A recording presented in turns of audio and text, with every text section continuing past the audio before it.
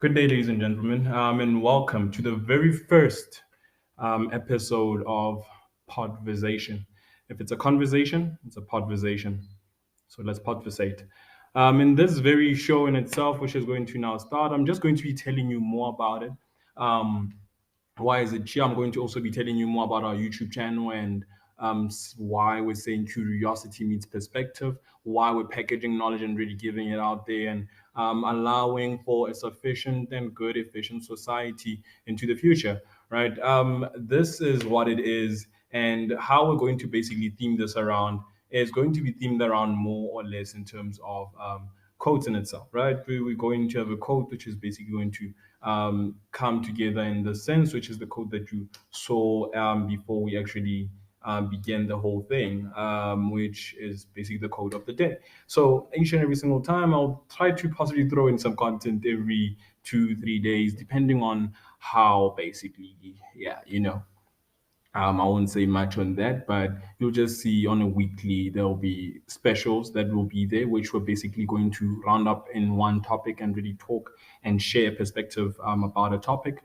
In this show in itself, as I said, I'll be telling you more about why do we have master classes on this channel, why do we have other podcasts as well that you also need to listen to, like the Faith podcast, which is one of my favorites and very close to my heart as well. Kondana Nokolo, which is basically here to confront faith. It's basically here to share perspective that is well on its way to just help you on your journey, on your spiritual growth, on how you really see the Word of God in a clearer, in a much more clearer perspective, right? And we have other podcasts as well, like the School Report, which really is more about the Gen Zs and their education, and how they really are facing the current lives and how are they feeling just basically being around the elders, right? The elder people, and how they feel growing up from that. What are the challenges that they really face? The mental health, everything really that is around the Gen Zs in itself. And yeah, we're just going to be also establishing that form in the school report. Then we have the anchor of the whole channel, which is obviously this very podcast in itself. I will bring in some guests here and there, which we are going to call the perspectives, right? I will be subliminal at best. So there's no allegedly around here. But if you know what's going on, go figure. That's what it is. But at most, I'll be sharing my perspective. And that's what I'm here to do. You will learn more as to what I'm talking about when I'm talking about perspective in itself, right? So let's go on straightforward. Let's go forward with the first and initial one, which is our code. So we're going to start speaking on our code basically, which is basically the code that you read not so long ago. It's a code that I found 2 days ago by the time you're seeing this, which I sat down and really learned a few things. And in myself, I was like, you know what? We as humans really look. Practice makes perfect. What happens while you're practicing? You're failing. You're Humpty Dumpty. You're sitting on that wall. Practicing to really sit on a wall as round as you are. You're trying to sit on that wall and sit stably. So when the wind just comes, boom, you're on the floor again. You cracked, and then you come together again. Humpty Dumpty sat on the wall, and Humpty Dumpty had a great fall. But then Humpty Dumpty comes back up, and then is well glued enough to a point where, but even when people look at you, how are you able to really come across like this? We can see your imperfections, but they are perfectly fixed back together to a point whereby they're not negligible, right? That's where I speak of saying that even when the errors before them, by that time, it doesn't matter anymore because practice does make perfect. It's not that you always will be perfect. You're gonna be closer to perfect, depending on how you define perfect, right? It's all in that in itself. For me, perfect is closer to something that is completely validated by the entire society, 100%. I'm talking here. That's perfection, but unfortunately, that can never be. Right. So that's more about the code. That's why I'm also speaking on the code. Now, do bear in mind the code is more of a link, right, between the theme of the show and what is it really going to tie into. The show's theme is mostly rendered from the code in which I'll be coming in with, right? So that's what it is. Hope you're enjoying it so far. So let's just get a little bit more into introducing myself, the host. right? Who am I and why am I here? I've already spoken as to why am I here, but who am I? I am GB Langa, an author, a poet, a mathematic geek, and a lot of bit more in terms of entrepreneurship as well. And the very founder of TGN10.com, the YouTube channel in which you are on right now. So that's who I am, born and bred in Rustenburg, in a local community near the Sun City Resort. I believe most of you know it for the summer, the South African Music Awards. That's one of the major big events that it hosts almost each and every single year, annually, if I may put it. And yeah, that's who I am. If you really want to find out more, you'll have to read between the lines and get to really discover me as a person and really get to know me. Me saying it and putting it out there, not my style. So be on alert with that one as well. And yeah, just be on board with me. So now let's get a little bit more. As I've spoken about the channel, we're going to now be speaking more about one of the topics. I'm just going to give you more of a jiffy as to really what the show is going to entail. Those random facts that are going to come up, linked to the current affairs and how I perceive it, and what are my perceptions around certain topics, right? And where we're literally looking to have those topics and basically play around with them, right? So let's get into it. Let's talk mainly about the initial one. I believe, as you can see, there is that label that's running around there, which is just a quote, host introduction, and Pitbulls. So I'm just going to literally put it out there. But as I said, the hot topic on my perspective, that's the one that I'm going to be more subliminal on.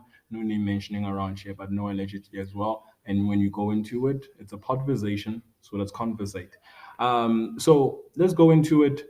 Pitbulls. Why are we really lack informed about them, right? Why are the authorities holding a form of knowledge? Are the authorities, no, I shouldn't say the authorities at most, but what I'll basically be saying is this is information that's public knowledge from the early 2000s, and they've been basically the number one ruthless pets that we've owned, And the main question would be, what is it that we're not really being informed about? Is it how they should be trained, how they should be taken care of, how a lot of things, right?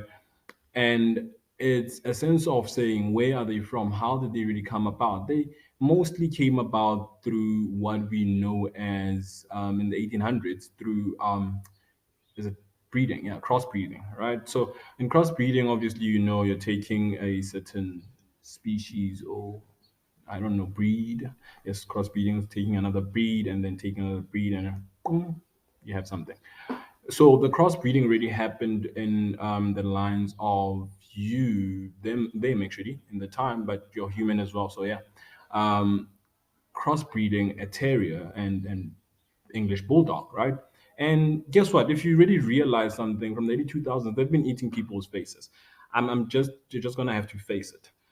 So they've been eating people's faces, but when you look at back into it, we tie it back to a form where they've been eating people's faces, but how were they really what were they really bred for? They were bred to really fight um animals like bulls and other animals, but how would they control them? By really biting their faces and controlling them. That's basically how they did them, right? So basically that pit bull is trying to control you.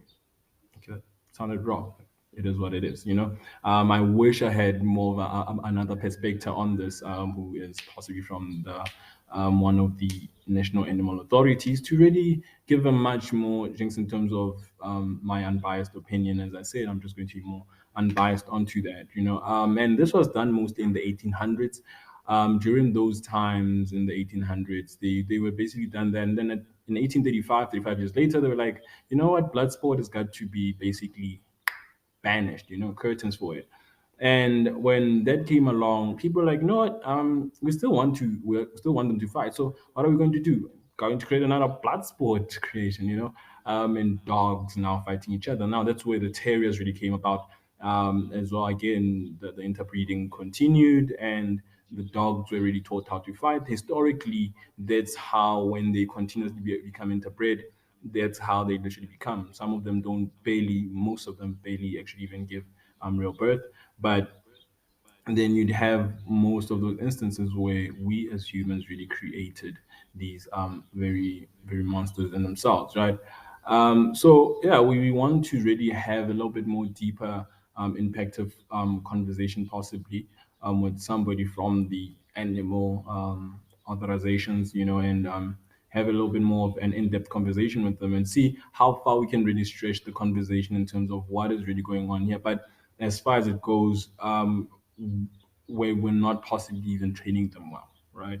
We're not possibly having them well trained and having much of a clearer, informed way, because siyazi ukuthi unobabujabu somewhere there who's basically selling izinja, and be like, yeah, we're gonna get it.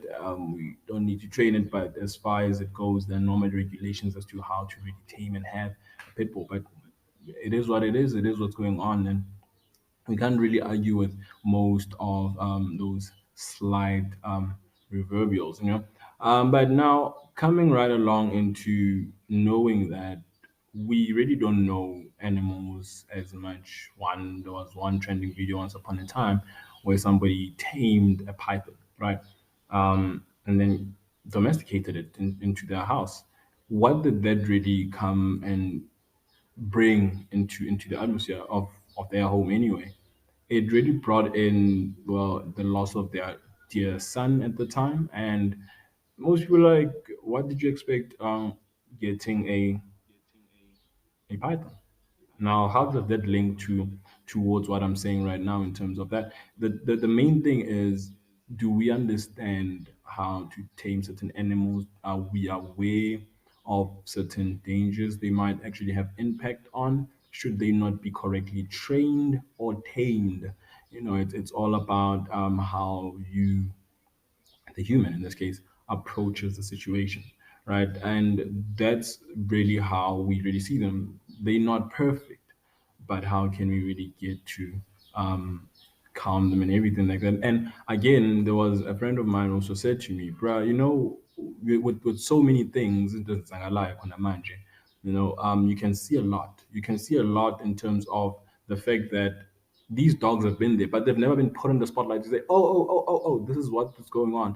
Once something happens, there's a report on it. Once something happens, there's a report on it. So we were aware of such knowledge, but we really made aware of how to really keep them, well, should I say sane, and not really doing all of this. Is it Uti, Upobi, or Hamba Mshasto, as it's recently been trending, and self-dependent, is actually well on the right way. Akaluma abantu, anything.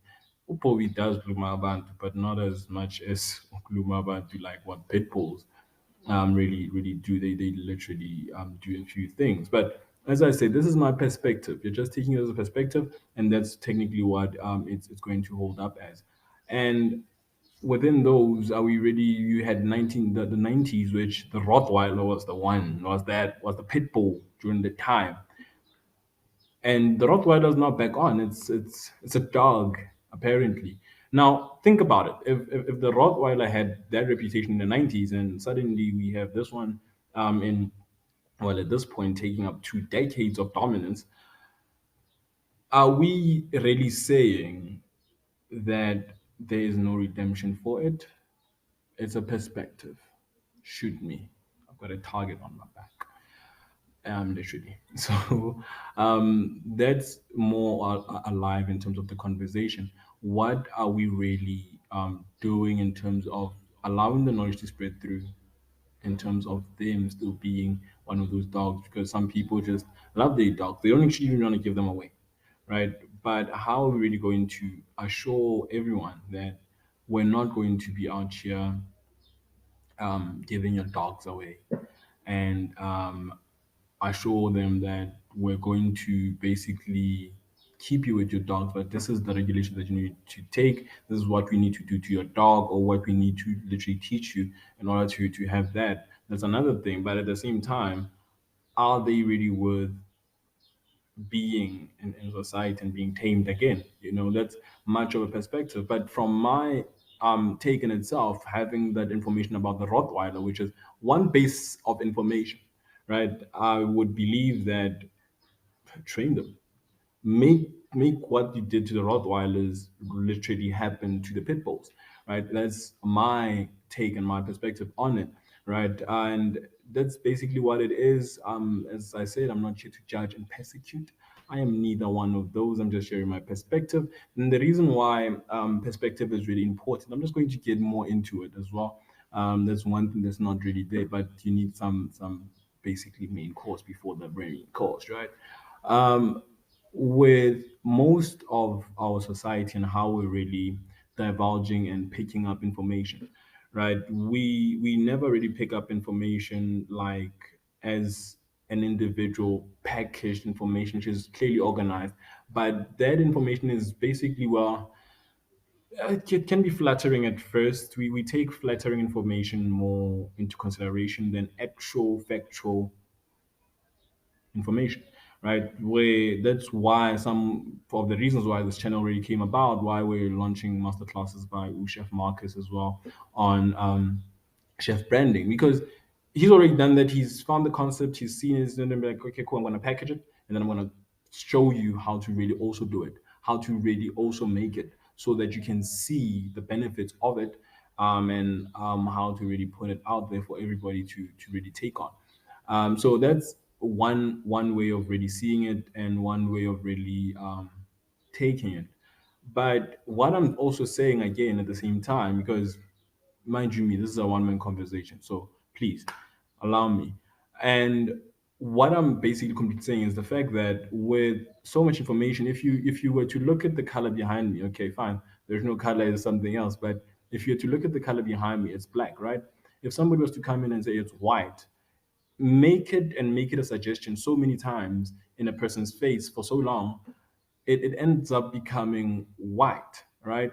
But at the same time, are we really allowing ourselves to, let me put up a clear perspective as well. Are we really seeing forth the fact that we're opening a door for somebody when somebody says, okay, cool, look, G, this is what's going on with who I am as a person, or maybe G, this is my opinion on a certain topic or something like that. Are we really open and allowing that person to really have their piece, say their piece, and basically be heard to a point whereby we want to really understand it, right? Because what I'm seeing right now in society is the fact that, check, somebody might come in, that's black, and I'm like, no, it's not black. Don't you want to understand how it is black? You never really say that. You say, no, it's black. Black is black. And even if you want to try and take me on that, say, but then I want to really understand how you saying that is black when it's really not black. Guess what? I will not listen to you, but that's not because I don't want to listen to you. It's because you're really trying to make your opinion set as the law, right? And as humans, irregardless, at some point you're going to be reluctant. But this is something that's been happening in society for a very long time. I'm not going to say, what about the past and how did it look? No, it's not going to be like that. It's always been something that I believe everybody is much aware of, which is normally called a very, what is it called again? Peer pressure, right? That's typically what it's called. It's called peer pressure. It's when somebody says, you know what, I'm in my world and I want my world to also be part of your world. So take it or leave it. That's how it's going to go. We're not going to be out here allowing you to not acknowledge our existence and acknowledge us and our opinion. Our opinion is law and it's set. There's no way that you can really go around it. You're gonna have to really go around it. So that's one of the other aspects that we're going to have to realize and be aware of in most cases, right? Where so in any form of case, everything is set in terms of people's opinions being more or less really more defined than the other one. I don't care what you have to say. My opinion is law. Quotation marks. And that's technically what's really going on. If the world decides today to be like, if you look at social media, you look at the current society, if I said it, it has to stick because I am who? Somebody. And you are nobody. Status controls valid information. And valid information is controlled by status. That's how it is in the current society. The higher you are on a social media prank, rank or anything, I don't know, I even said prank at some point. It is what it is. It's I'm not pushing P. It's a prank. It's a rank. It's what it is, right? But at the end of the day, it's validated by those very individuals. There's influence within a certain rank of an individual, which has been. It's peer pressure. If the coolest kid in school, yeah, you want to smoke, you'll be cool as well, 100%. It takes a person with a very much strong morale and strong persona to really hold that off and say, I ain't for it and I'm not going for it. So you either take me as I am or you don't, right? It's look, you're in your own world. You're in your world and the society really doesn't know. Most of the time you check, people be like judging the first time, be like, yo, yo, yo, yo, this is where you're supposed to be. Look, give me your perspective. Tell me that red is blue. I'll believe you on condition, right? What condition am I really talking about? I'm talking about the condition of saying, you allow me to really take my time in understanding your opinion. If you're saying, but black is black, no, don't force it on me. If you tell me that black is blue or red is blue, then I'm going to be like, okay, yeah. But then if you don't understand it, it's fine. It's okay, but that's my opinion. Once you really share your opinion, your perspective on certain issues, people really would really pay attention to, and they'll be more open to really not reserving their opinions on certain issues which you also are endeavoring them on, right? We really need to stop the fact whereby our opinion becomes low, and if we say no, if somebody did one wrong, suddenly we're like, this is what you're going to be in terms of punished. It's a sense of saying, if you look at this mental health, people kill themselves, and whatnot. But somebody might be, oh, but no, don't push that when they're pushing somebody on social media. And what happens? They be pushing somebody and be like, no, stop it because this might happen. 1, 2, 3. It's not that people are not aware of it, but the sense of being validated by their peers and being put in a certain limelight makes it more sufficient for everybody to really be like, I want to be at a certain level, at a certain rank, because that's where I believe I deserve to be. It's never the case. It will never be the case. Let's really start being a society that really knocks over the door and say, look, this is what I believe in. These are my principles. Because you're not going to be out here saying you're holding on a pole, here's the wind coming, and you're basically being like, I'm holding my own pole as well, but I want you to hold on to my pole, right? I really want you to take my core principles, my values as a person, and identify with them, right? I have my own principles. I have my own background.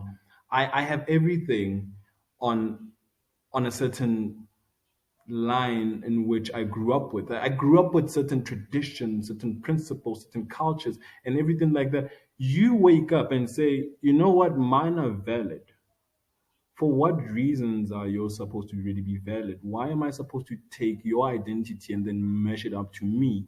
And suddenly we're all the same, and it's like, he's trying to be me. Yo, check, you said I must be you. I don't want to be you. I want to really be guided by your perspective. I really want to be seen and be told, oh, this is the direction that I took. This is the path that I took. And this is quicker. As much as we all have a certain destination that we're running on, there's a journey. And we're like, there's too much traffic here. Change route. It's going to happen at some point. But if I lose my way, then I get lost into mental health. That's my perspective. I get lost in a lot. Do I really deserve to be lost in that lot? Do I really deserve to be in that position where you're putting me in, of identifying myself with your perceptions and making your perceptions to really be me? If sometimes you're saying madness, you're like, yeah, I want to do, no, I listen to my opinion about what I see as madness. And get the perspective and be like, oh, okay, cool, this is what it is. But obviously, sometimes you also have to realize the fact that this person, maybe if I put my opinion like this, just put it in a way that is easier for the person to really cope with, and always leave the door open to say, I also welcome your opinion. I also welcome your perspective.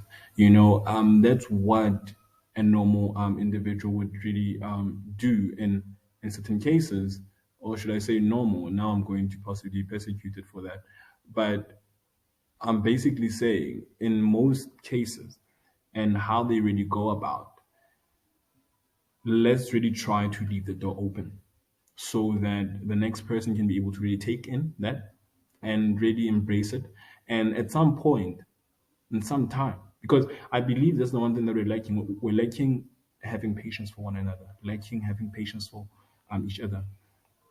And this is where we're really going to be discussing that. We're going to really be discussing that. And remember the quote: perfection is but a copy of multiple errors that, when seen before somebody, regardless of it being before them, they do not see it. Remember that quote. It's part of the theme. It ties into everything that we're saying here. So if you want to say something, go back to the quote before you say. But you're judging. I'm not judging anybody. As I said, there's a theme towards all of this. It's a perspective that I'm giving. If you feel otherwise, have it. Podversate with me. Have a podversation. Let's sit down, say what you need to say, and put it out for me so that I can really hear what you really have to say about that, right? I have a perspective, and I would really love to hear what your perspective is in terms of everything that also that I split before you as well, and anyone's perspective is 100% acknowledged, because that's how we learn, that's how we grow. If we're not going to take each other's perspective, we're never going to grow. But all we're going to be like, we're going to be in the very same position, and possibly sometimes even go back and revisit some of the very same positions which we've been in before. Right. So be careful in terms of how you take in perspective, and allow other people to also give their perspective as well, so that you don't really lack in that as well. So and that's one thing which I would also like to put forward in terms of understanding perspective and really packaging and understanding knowledge that needs to be really put forth. Hot topic and my perspective on it. So here we go about it. As I said, I'm going to be as subliminal as possible. Let's talk about the elephant in the room. Yeah, it's Tagazet or something, but it's an elephant somewhere. It's Tagazet in some way. It has room. It's Tagazet. But enough about the corny jokes. I'm bad at that. I'm not a stand-up comedian. One of the other podcasts host as well, which I once had a conversation with on some aspects. A podcast is called Conversations with Khofao on Spotify and Apple Podcasts. You can also check it out there, and yeah, you can also check us out there as well. Like and subscribe so long in here on the YouTube. But she once said, because my name is GB Lana, so GB, and she was like, if I just add a V, and there's going to be trouble. It's one of the favorite things that I loved hearing. It was so good. I was like, oh God, it kept my mind in tune with it for some time. A very wonderful conversations that she's holding there herself. They're very, very much well rounded, and I'm also in love with some of those conversations, because that's who I am. I love really hearing perspective, and I really love sitting down and listening to podcasts that really drive a view and really allow me to listen to that view, so that I can also grow. It's all about growth, and growth only comes through you recognizing perspective. Because when somebody says something, you're like, oh, I can pick that up and I can also add it to my. It's a Lego thing. As humans, we all need each other, whether you like it or not. We need each other. We are Legos, right? We are Legos. We're like, you have a Lego piece that I need, and I have a Lego piece that you need. So once you take it, put it into your building block, and oh boy, you're literally now building something. You're building something super great that will extend and basically stand the test of time, right? That's basically who we're supposed to be as humans. Be able to really give perspective, be able to give a building block, and be able to take in a building block. But yeah, that's more or less in terms of something like that. But now going back to that very same, in this very GBV climate that we're 100% in, we are aware that uh, the people who are not reaching certain ages, basically around the 2K eras, that are also putting their hands on that. And as as the praises have went, very good parenting and all of that, it's other things that most people don't really understand, and I'm going to really be digging into. There's so much that you can really look into when it comes to being a parent, right? Being a parent, you really are not aware of your child. Sometimes they're basically out of your control, but you always have those core values which you implement into a child. Sometimes they would be like, I didn't take my child into 1, 2, 3 because of the trauma that they once saw. I was not even really open about it because I myself was going through the most, and I really couldn't be there for my child in that way because I couldn't handle it myself. I tried and I tried and I tried. I'm trying my best to really level it out and cut up the noise and really not be with the noise and raise my child. But at the same time, sometimes you might be putting up walls so that you cannot seem weak for your child, so that you cannot seem as if you're too vulnerable for your child. So your child can really trust to something, right? You cannot trust a pillar if a pillar's falling over, and that's what sometimes parents do try. But effect of having family members that really kind of contribute a little into saying that pillar must continue to stand, that pillar must continue to be seen, which is what I believe the African culture has been for a very long time. But it seems to really be losing that as we go through generation to generation. The African culture has been so beautiful. It's the most one of the most beautiful cultures, I believe, in the world in terms of what they know as values and family and love. It's one thing that is slowly dissipating, and I really want to really see certain aspects of those come back. From a very traditionally based family myself, more especially my mother's side of the family, and then you have my father's side of the family, which are also not so traditionally modern, right? So I got a taste of both worlds in a way, and those things really grow you as a person. They really define you as a person. They really put you where you wouldn't really see yourself in certain points, and really give you and allow you to give a certain form of perspective to the world. But I saw how love is designed, or should I say designed or shown on both ends of the families, right? On a traditional basis, it's close, it's tight, right? It's very tight. It's let's stick to the core. We need to see 1, 2, 3. Very good PR, right? Good PR.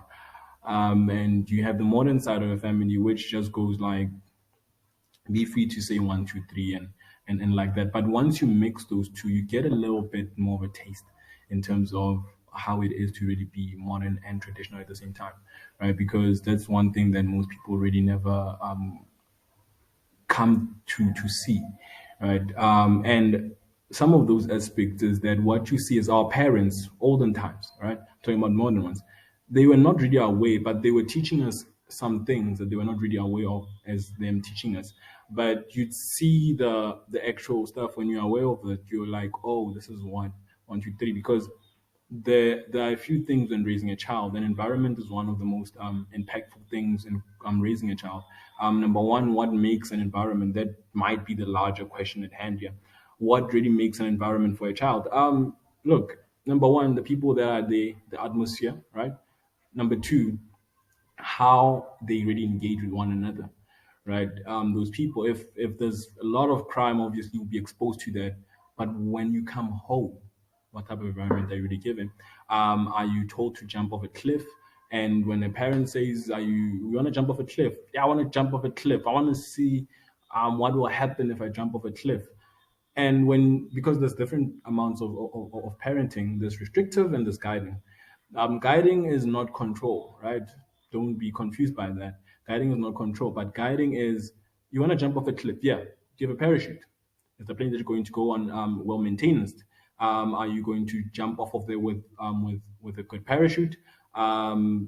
Is everything functional? Do you have the right suit for that? Are you know, all those things that really come into that when a parent starts asking, that's guidance to say, I don't mind you jumping off a cliff, but you know, because we grow, we change. We'll never be who our parents really want us to be, but we can be closer to what our parents want us to be in a form of really holding on the cause of who we are as grown-ups or growing up, right? We tend to have some of those aspects, and we need to have those, right?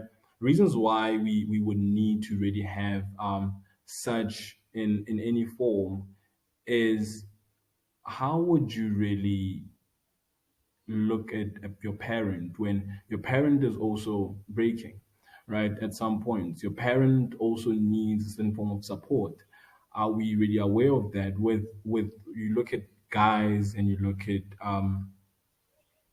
at women, and growing up, you would see that their relationships are different with both their mothers and fathers.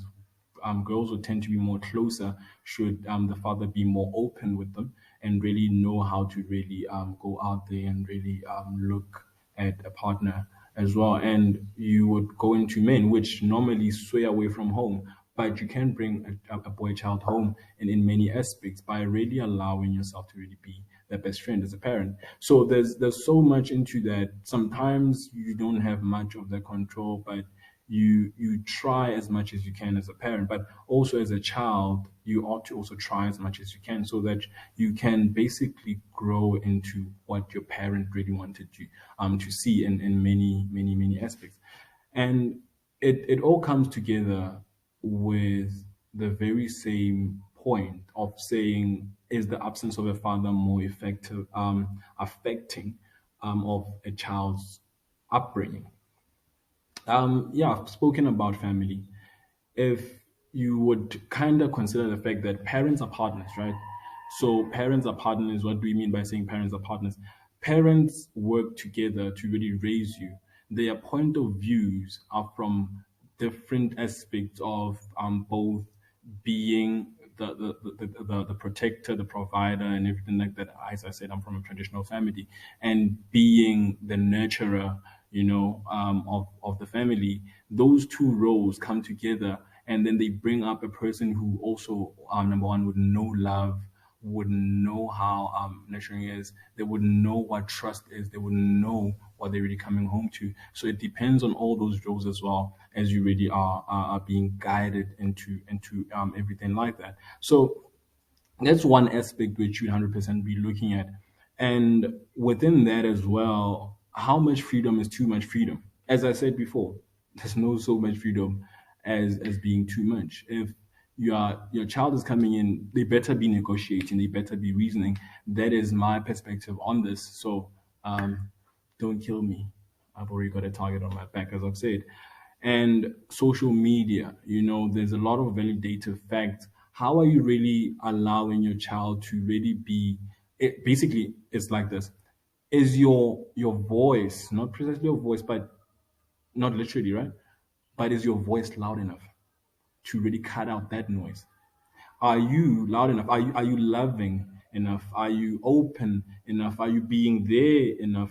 Right? I'm not saying parents are not, but at the same time, are you as a child as well able to realize how much they are taking off so that they can try to be there as well? How aware are you of your parents as humans as well and being not so perfect, right? As I said, go back to the quote to really get a brink of what I'm really saying here. So there are those aspects that I'm talking about which say, are we as a society really solving the problem? When we see a child being like no, you know, you need to do no. Are we really trying to understand the situation to a point whereby we talk about the solution and we speak about the fact that it should never happen and should have never have happened because one, two, three should have been prevented, right? Rather speak on that, you know, and rather speak on that and as well at the same time speak on the solution. Have your perspective and be open to say, I also welcome your perspective, right? This is a conversation, a podversation. So let's conversate. And those are some of the things that you obviously going to be more aware of, because we are independent souls, we're independent spirits, kids, parents.